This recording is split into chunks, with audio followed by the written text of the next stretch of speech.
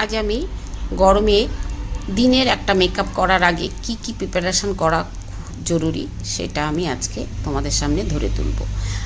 প্রথমে আমি একটা ওয়েট ওয়েপস দিয়ে চেহারাটাকে খুব ভালো করে ক্লিন করে নেব। ক্লিন করে নেওয়ার পরে এক টুকরো বড় সাদা পরিষ্কার কাপড়ের মধ্যে নিয়ে খুব ভালো করে চেহারাটাকে আমি মাসাজ করে নেব।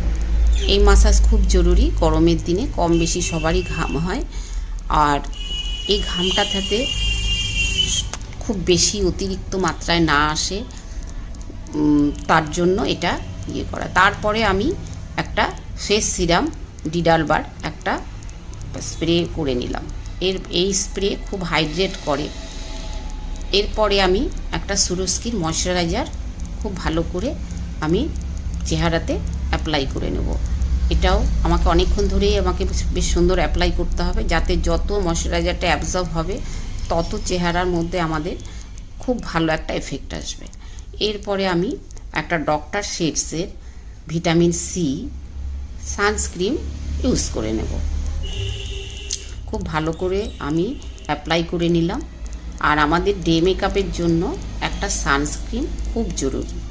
এটা থাকলো আমার ফাউন্ডেশন, কনসিলার আর প্রাইমারের আগে যে আমাদের প্রিপারেশান করা জরুরি, সেই আমার এটা থাকলো প্রথম ভাগ। দ্বিতীয় ভাগে অবশ্যই আমি এরপরে যে প্রোডাক্ট কীভাবে ইউজ করা হবে, কিভাবে করব, গরমের মেকআপের জন্য কি দরকার, সেটা অবশ্যই আমি পরের পার্টে আমি আনবো। আমার এই ভিডিও ভালো লাগলে অবশ্যই লাইক করো।